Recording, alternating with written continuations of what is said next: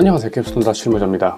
영상을 제작하다 보면 무조건 재미있게 웃기게 이렇게 만들어 달라 라고 요청하시는 분들이 정말 많이 있습니다. 특히 요즘처럼 스케치업 코미디가 대세를 이룬 요 시즌에는 이렇게 웃기게 만들어 달라 라는 요청을 하시는 분들이 정말 많아진 것 같아요. 그런데 무조건 웃기게 재미있게 만든 영상이 긍정적인 결과를 가져오느냐? 이건 또 아니거든요. 반대로 굉장히 고루하고 지루한 영상이 오히려 더 긍정적인 결과를 만들어낼 수도 있습니다.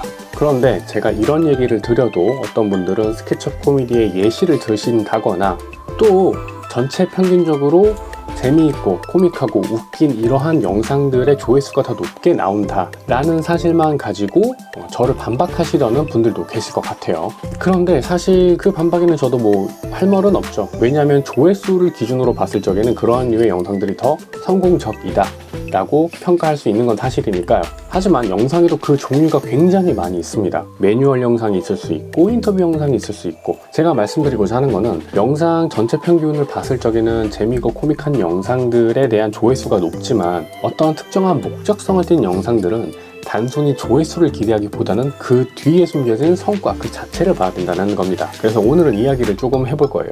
먼저 이 이야기를 이해하기 위해서는 우리가 어떠한 목적을, 어떠한 목표를 가지고 영상을 제작하느냐, 이걸 좀 생각을 해봐야 됩니다. 상업 영상의 목적이라면 당연히 브랜딩이라든가 매출 증진을 목적으로 만들 거고, 당연히 그 목표는 영상을 통해서 구매가 전환되는 그 수, 그게 될 수도 있고, 아니면 매출 전체에 대한 볼륨 상승, 이게 될 수도 있습니다. 만약에 일반 유튜버라고 한다면 당연히 매출이나 이런 부분들은 기대하지 않으니 조회수가 높고 잘 나오는 영상을 통한 광고 수익의 창출, 이걸 목적과 목표로 두는 것이 되겠죠.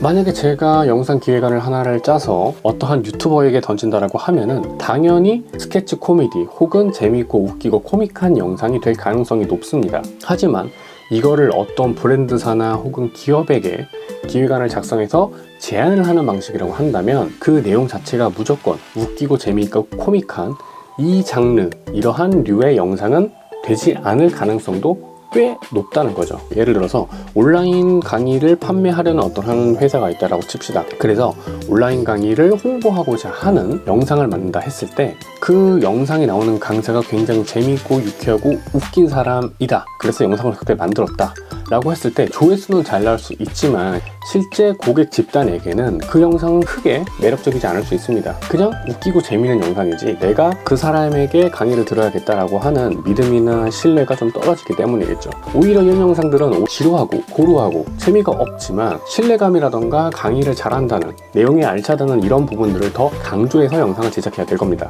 영상을 제작하는 목적과 목표에 기반해서 그 전체적인 영상의 톤 앤 매너, 분위기를 잘 잡아 나가야 된다는 거죠. 그래서 무조건 웃기고 재미있는 영상이 좋은 결과를 나타낸다 라고 말씀드리지는 못하는 겁니다.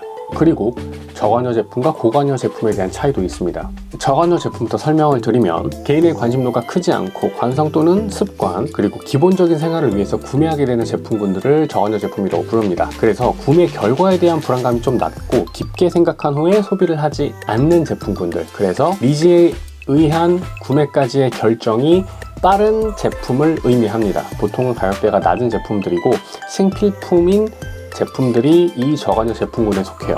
그럼 이제는 고관여 제품을 좀 설명을 드릴게요. 고관여 제품이란 개인의 관심도가 크고요, 복잡한 구매 결정으로 니즈에 의한 구매까지 시간이 오래 걸리는 상품들이에요. 구매 결과에 대한 불안감이 높아서 쉽게 구매할 수도 없고 구매하지도 않으면서 수많은 정보를 습득한 이후에 그 다음에야 비로소 신중하게 구매가 결정되게 되죠. 보통은 가격대가 높은 상품군, 명품이나 사치품, 고가의 제품, 그리고 자동차들이 대표적인 이 고관여 제품이라고 말씀을 드릴 수가 있을 것 같습니다. 자, 만약에 내가 영상을 하나 제작을 해서 물건을 판다고 했을 때 이게 저관여 제품이라고 한다면 제가 앞서 말씀드린 재밌고 웃기고 코믹한 영상이 오히려 되게 잘 맞을 수가 있어요. 왜냐하면 구매까지의 결정 단계가 짧고 크게 리스크가 없는 제품이다 보니까 가볍게 구매를 해서 뭐 마음에 안 들면 버리지, 약간 이런 느낌으로, 그리고 호기심에라도 구매를 할 수 있게 되는 거거든요. 그런데 반대로 고관여 제품은 완전 다르죠. 예를 들어서 내가 어떠한 자동차에 관심을 가져서 되게 재미있고 웃긴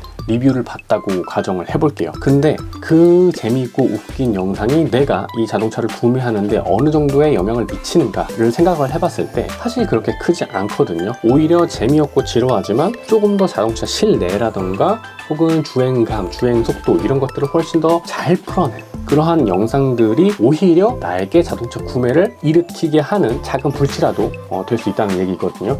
결과적으로 제품군이 고관여 제품이냐 저관여 제품이냐에 따라서 영상을 재미있게 만들 건가 혹은 조금 인포메이션스럽게 정보를 좀 많이 제공해서 만들 거냐 뭐 이런 식으로도 컨셉이 나뉘기도 합니다. 그리고 제가 앞서 말씀드린 이 두 가지 외에도 고려해야 될 요소들이 굉장히 많이 있어요. 근데 그건 시장 상황이라든가 제품의 컨셉, 그게 저관여인지 고관여인지 여러 가지 것들을 좀 종합적으로 들여다봐야 되기 때문에 이 영상에 모두 다 담아내기는 좀 힘들겠고요. 대신에 이 모든 내용들을 관통하는 핵심을 하나만 꼽자면 무조건 재미있고 웃긴 영상이 성공적인 결과로 만들어지지는 않는다는 겁니다. 오늘 영상은 여기까지고요. 지금까지 그리고 앞으로도 전 캡스톤 다 질문자입니다. 감사합니다.